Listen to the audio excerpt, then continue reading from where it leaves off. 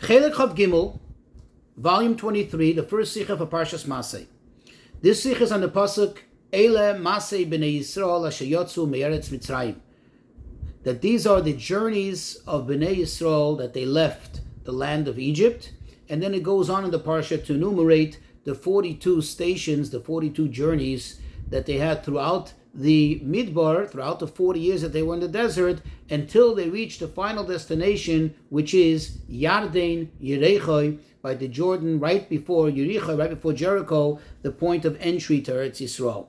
In this Sicha, the Rebbe will explain how these journeys play out in the life of every Jew, and especially in the time of Golus, and even more specifically in the 3 weeks that we are in right now.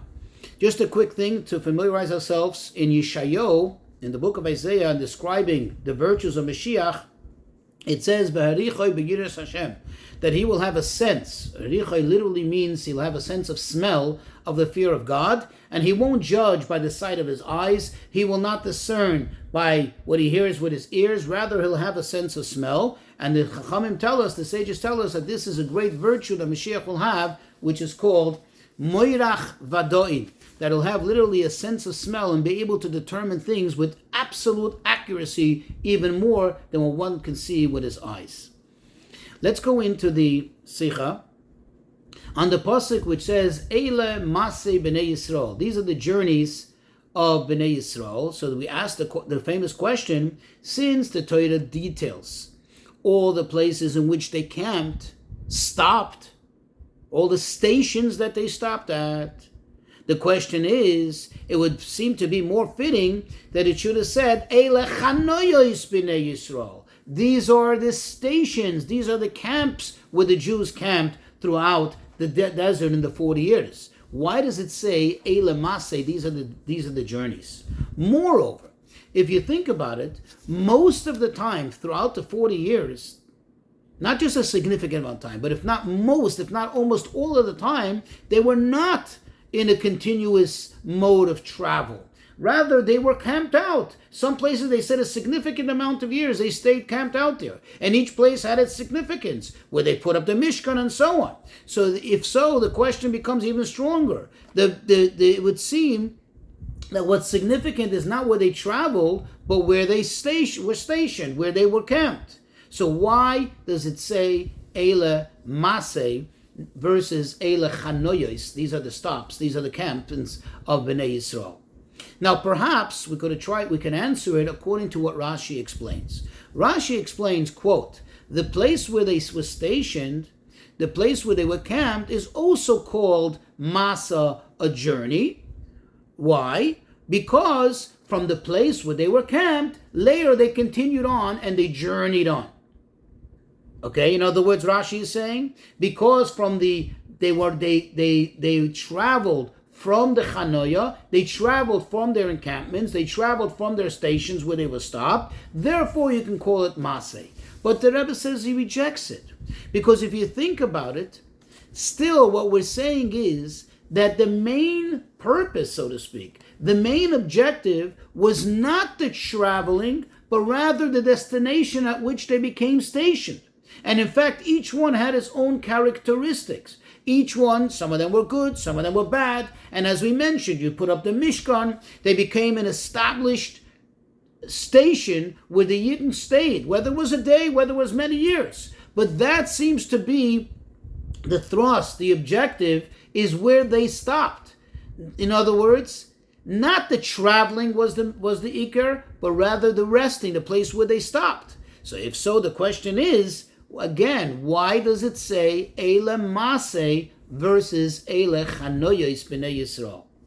Now perhaps we can answer this, that maybe since the entirety of the purpose of their travels was not so much about where they stopped along the way, but that they should reach the ultimate stop, the ultimate destination, which is Eretz Yisrael.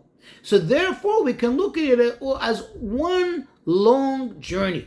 The journey that began from when they left Mitzrayim, and the journey will culminate, as it is about to happen now, at the Yarden Yericho, at the Jordan River, where right near Yericho, where they're about to enter Eretz Yisrael. Says the Rebbe, this would be a good answer if it said in the pasuk Ze Masa B'nei Yisrael, in singular form, in Russian Yachid. If it would have said, this is the journey of B'nai Yisrael that they left Mitzrayim until they came to the land, then you say it's one long journey. And even though there were 42 stations along the way, and some of them took many years, they were there, camped out there, but then you would say this, the purpose, the main objective, in other words, the Iker is the Masa, the travel, the journey, and therefore it says Zeh Masa. But that's not the case here. It doesn't say Zeh Masa B'nei Yisrael. It says Eile Mas'ei B'nei Yisrael in Loshen Rabim, in plural form. In other words, that this is telling us that the intention over here is the purpose over here that the pasuk is trying to emphasize is the various travels, or like we explained, the various stations which they had along the way. Now, if you think about it, back to that, what's significant and what stands apart, what makes them stand apart one from another, is not the traveling, but rather the stopping, the various stops that they had, the various stations. They are what make it significant and break it down into 42 various mas'eh. That's where they get the plural form. So back to the question, that the chanoyos, it's the stations, it's the encampments which seem to be the ikar, which seem to be the main thing. And therefore they should be the determining factor. And therefore it shouldn't say ele mas'eh, it should say ele chanoyos. Now the Rebbe adds a very interesting teaching from the Baal Shem Tov. The Baal Shem Tov says on this pasuk, Eile Masei B'nei Yisrael asher yotzu me'eretz Mitzrayim, says the Baal Shem Tov, that Eile Masei B'nei Yisrael, these 42 journeys, is actually take place in the course of the life of each and every Jew. And asher yotzu me'eretz Mitzrayim, that quote, they left Egypt, he explains this to mean the beginning of it all, when a person is born, and all the way to the very last stop, which is that they came right near, about to enter the Eretz HaChaim, the true land of true life, the Holy Land. And in the case of every person, that's when you're about to end life and enter the Eretz HaChaim Hel Yoina, the land of true, spiritual life. And the Baal Shem Tov explains that even though we do find that some of these stations did involve some very, very negative occurrences, in fact, so many things that happened that even seem to be against Hashem's will, but still the Baal Shem Tov explains that deep down, each and every one represents holy aspects and holy goals. For example, he gives the case of Kivrois HaTaiva, which literally is translated the graves of the indulgence. What is that and what happened over there? In short, what actually happened is you had the people there that had the taiva, they had this temptation, and they wanted to indulge in meat and so on, and they ended up dying, and they ended up getting buried there. And that's why the place became called Kivrois HaTaiva, the burial, the graves of the indulgence. Because it says that Sham Kovru es ha'om hamisavim. Over there they buried the people who had this temptation, who had the indulgence. Now it's a negative thing, but the Baal Shem Tov explains it in the life of a Jew to mean when a person reaches a true level of chachma, this represents chachma, in other words, true essence of intellect, and that causes that a person should, quote, bury their indulgences, bury their temptations. Because when a person has true wisdom, a person has true perspective, then all indulgences and all temptations become minuscule, become insignificant, and they don't anymore bother the person and play a significant role in his life. Says the Rebbe, according to this teaching of the Baal Shem Tov, the question becomes even stronger. Since each place has a special characteristic, and as we gave one example now, represents another station, another aspect, another goal in the life of a Jew, then once again, it shouldn't have been written in the pasuk, Eile Masei B'nei Yisrael. These shouldn't be called journeys, but rather they should be called chanayos. Because each one is another spiritual destination, another spiritual accomplishment in the totality of one's life in serving Hashem. So why is it called Eila Maseh? So the Rebbe explains, the explanation, all of this is as follows.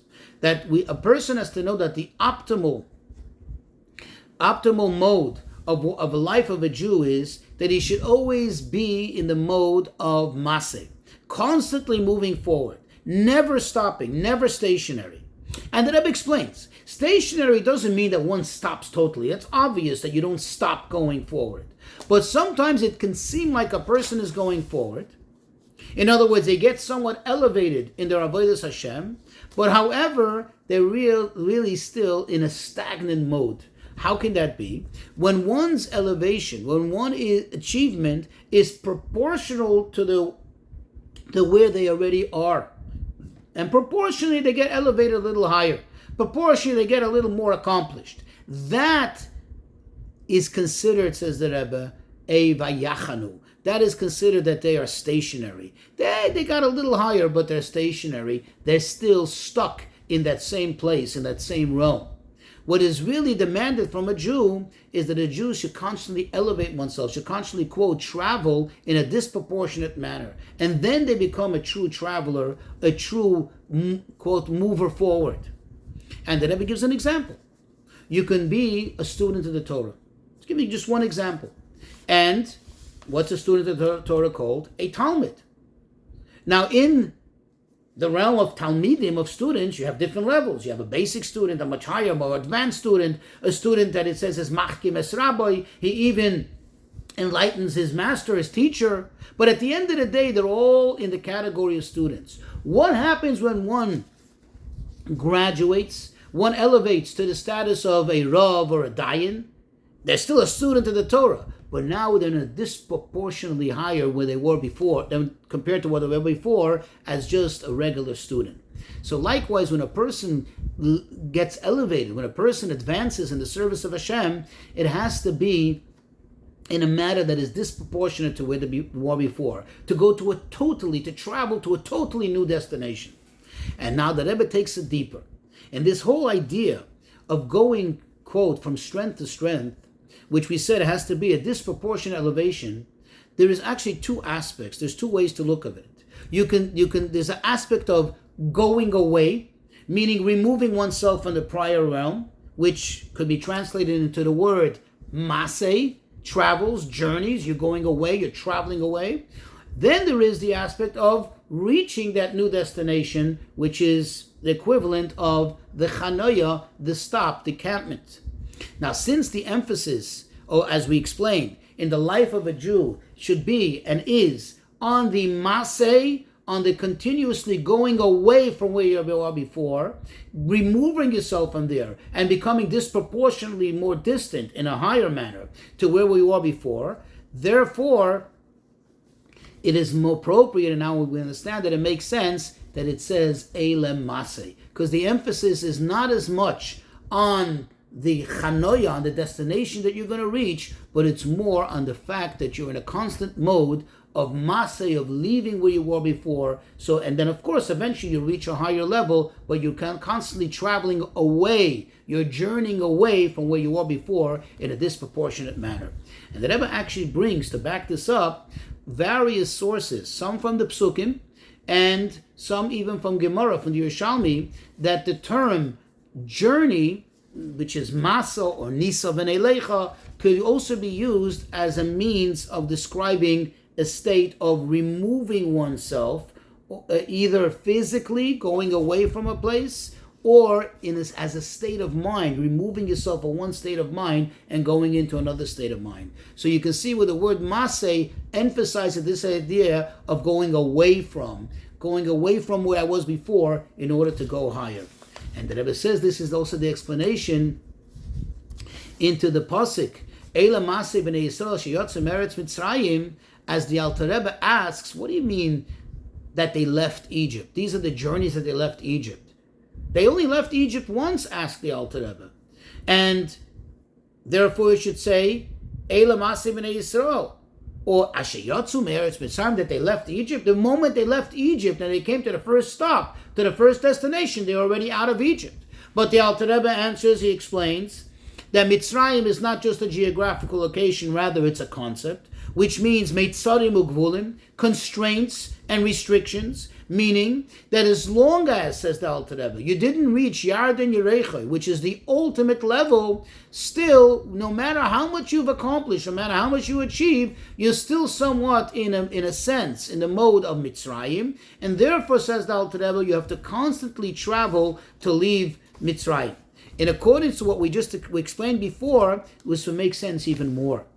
All the accomplishments, all the stations, quote unquote, that they achieved, that they reached, are still not the Shleimus Hagmar. They're still not the ultimate completion of, quote, going out of Mitzrayim. Rather, you have to constantly go out, and to reach even higher and higher and higher. And therefore, it makes absolute sense that it's called Maseh in the plural, and that it says Ashayotzu Me'eretz Mitzrayim, because they continuously have to go out of Mitzrayim. Now the Rebbe says, he'll add another thing. It's known that these 42 stations that they made in the desert are also a remez for the time that we are in Golus. It's what's called the Midbar Ha'amim, the desert of the nations, right? When a desolate place compared to where we're supposed to be in Yerushalayim, as far as holiness is concerned and as far as peace and tranquility. Now, according to this, that it makes sense, because all the, quote, stops, every stop we made along the way in Golus seems to be a negative thing, an expression of Golus. And especially any one of those 42 which were actively and actually negative, certainly they symbolize very negative aspects of the Golus. But still, in the sum totality, what are they called?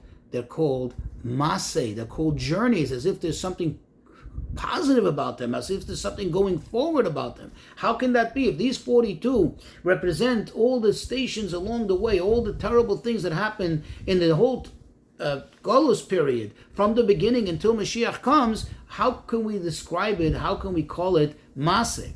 But the explanation is because the true purpose and intent, in other words, the objective of going down into Golus is for the Tzorech Aliyah, for the purpose of the elevation that will come from it. The Yisran Ha'omer HaCheshach, how the light will become even more elevated, dafke through and because the darkness. And therefore we understand that this descent into the Golus is really part of the Aliyah, of the ascent, and therefore which is the Gili, the revelation of Mashiach, and therefore it's appropriate to call it Maseh, and we see it actually hinted in the very last destination, where it says that they reached Yarden Yerechai. Now you remember Yerechai means is a city, name of a city, but it also is part of the word of Harichoi Beruach Hashem, which is a reference to Mashiach. That you see how it's hinted that they left from Mitzrayim from the very beginning, from a constraint, and they continuously travel and travel and travel and travel. And even though along the way there are many descents and there are many slip-ups and there are many difficult stops, as we know the history, but still the ultimate purpose is the oir, the light that will come at the end, which is hinted in Yarden Yerechai. And even if a Yid Chas v'Shalom finds himself in a state where during Golus or during one's life, one sometimes slips and they feel like maybe they become distant from Hashem. They become distant from what they were supposed to do. Or maybe even they did something that perhaps angers Hashem. They have to know that even that, says the Rebbe, is part of, quote, the Maseh, the journey, the thrust forward. And ultimately, when they do tshuva, that will elevate even that. And therefore, really, ultimately, everything is Maseh.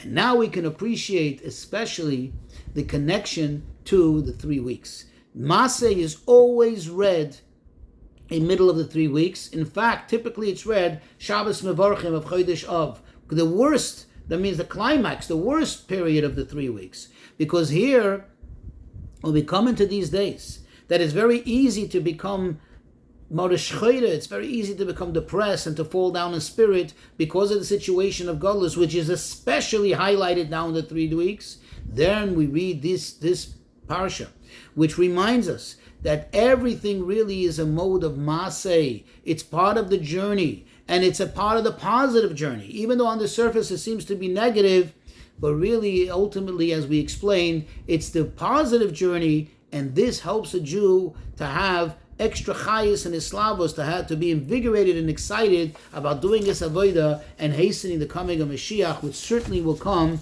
as a result.